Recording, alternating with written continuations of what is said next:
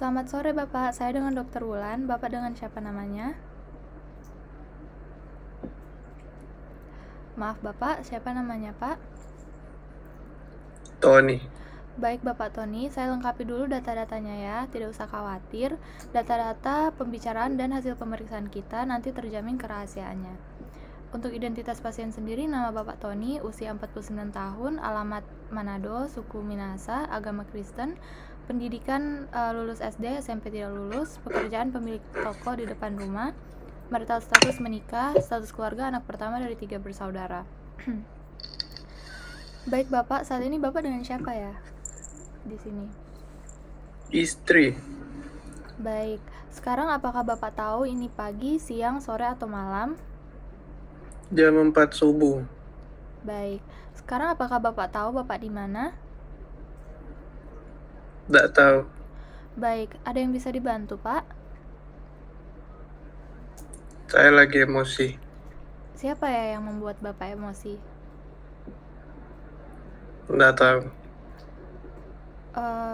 Mengapa ya Bapak emosi? Saya emosi, sedih juga. Semua adik kakak saya tidak ada yang mau merawat ayah saya yang sakit. Baik, sekarang apa yang Bapak pikirkan? Saya mikir kenapa semua orang jahat ke saya. Saya udah melakukan semua yang baik buat orang lain, tapi mereka benci saya. Baik, sekarang apa yang Bapak rasakan? Gak tahu. Pusing kepala saya. Saya gak bisa mikir lagi. Mungkin bisa Bapak jelaskan pusing di bagian mana, bagaimana rasanya, dan sejak kapan? Pokoknya kepala saya pusing, dok. Sudahlah, dok. Saya nggak bisa mikir. Baik, apakah Bapak akhir-akhir ini mungkin mendengarkan suara-suara yang berbisik ke telinga Bapak? Iya, Sejak kapan, Pak? sekitar semingguan. Apa yang dikatakan? Ya Tuhan, itu terus diulang-ulang. Apakah Bapak mendengar suara lain, misal meminta Bapak melakukan sesuatu? Nggak ada. Akhir-akhir ini saya sering ketemu kakek saya. Dia naik kereta kuda. Terus kemarin juga ketemu Pok-Pok. Apa ya itu pokok, Pak? Oh, tetangga saya. Baik. Bu, saya lapar. Sudah dulu ya, saya mau ke WC. Baik, Bapak, silakan. Baik, di sini saya sudah menganamnesis istri dari Bapak Tony. Istrinya mengatakan bahwa Bapak Tony sulit tidur sejak 1 bulan ini, baru bisa tidur jika di atas jam 11 malam. Keluhan sulit tidur memberat sejak 1 minggu ini.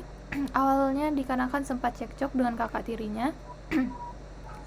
Seminggu kemarin Bapak Tony menasehati keponakannya yang nakal, tetapi ibunya tersebut malah memarahi balik dan mengatakan bahwa pasien tidak berhak dan tidak pantas untuk menasehati orang karena pasien memiliki gangguan jiwa.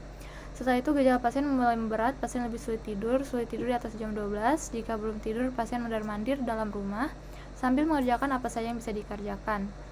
Pasien juga semingguan ini mudah marah dan sering ngomel, terutama bila ada hal yang diinginkan tidak terpenuhi atau hal yang tidak sesuai dengan inginnya. Pasien juga gampang sedih menangis, tapi juga cepat ketawa-ketawa sendiri. Semingguan ini pasien juga sering belanja hal yang tidak terlalu penting dan terkadang minta barang-barang yang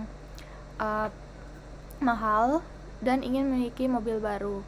Jika memiliki uang, uangnya akan dibagi-bagi ke orang sekitar dan dibelanjakan. Ketika ditanyakan tentang pasien yang melihat sosok Mbak Bandi, Ketika ditanyakan tentang pasien yang melihat Pok-Pok, keluarga mengatakan bahwa itu tidak nyata, dan istri mengatakan pasien memang bekerja di tokonya sendiri, bekerja tanpa dibantu orang lain, dan istrinya mengatakan pasien tetap bisa bekerja dengan baik. Sebelumnya pasien adalah tipe orang yang periang, selalu ceria dan terbuka bila ada masalah kepada istrinya. Pria psikiatrik sebelumnya, pasien pertama kali mengalami gangguan jiwa tahun 1993, berumur 18 tahun, tidak pernah periksa atau opname. pada saat periksa 2 kali adalah tahun 1995, opname yang kedua 1997, dan terakhir opname tahun 2008. Setelah opname terakhir, pasien hanya 2 kali kontrol dan menghentikan minum obat karena menurut pasien di keluarganya sudah sehat dan kembali seperti semula. Di antara pada 2 opname, kondisi pasien baik, bisa bekerja seperti biasa, tidak ada gangguan relasi dengan orang lain. Tidak ada riwayat medis yang ditemukan, tidak ada riwayat penyakit keluarga, riwayat keluarga merupakan anak pertama dari 3 bersaudara, ibunya adalah istri kedua, hubungan dengan adik kandungnya dirasa kurang akur, dengan kakak tirinya juga kurang akur, pernah menikah dan memiliki 1 anak, dan saat ini pasien juga memiliki 1 anak dari pernikahan keduanya. Riwayat kelahiran dibantu bidan dan lahir di rumah, spontan tanpa kelainan berarti. Riwayat tumbuh kembang, pasien tumbuh layaknya pada orang umumnya. Riwayat pendidikan, tidak lulus SMP, lupa kenapa putus sekolah. Riwayat pekerjaan, bekerja sehari-hari, menjadi penjual. Riwayat sosial, memiliki banyak teman dan sangat aktif berinteraksi dengan tetangga sekitarnya. Riwayat nafsa tidak didapatkan. Riwayat agama, Kristen, rajin beribadah. Untuk pemeriksaan fisik, TTV tekanan darah 151/99, hipertensi, nadi 109 kali per menit normal, suhu 36,8 normal, respiration rate 18 kali per menit, saturasi oksigen 99%, hasil lab menunjukkan leukositosis, lain-lain dalam batas normal. Untuk status neurologinya GCS 456, tidak ada kaku kuduk. Status psikiatri, kesan umum, pasien lelaki dewasa, kesan perawatan kurang, tampak gelisah, kooperatif, kesadaran CM berubah, kontak positif verbal irrelevant kurang lancar, orientasi waktu dan orang baik, namun disorientasi tempat, MA labil, mood atau afek labil, PB non-realistik, incoherent, preokupasi terhadap keluarganya, persepsi halusinasi auditorik, halusinasi visual, kemauan menurun, psikomotor meningkat. Untuk diagnosa multiaksialnya, aksi 1, gangguan afektif bipolar episode kini campuran. Diagnosa banding, gangguan skizoafektif tipe campuran. Aksis 2, gejala mengarah ke borderline. Aksis 3, leukositosis dan hipertensi. Aksis 4, masalah dengan primary support group. Aksis 5, GF scale-nya ini 30, GF scale terbaik tahun ini sama 1 tahun itu 70. Baik, untuk pemeriksaan sudah selesai, terima kasih.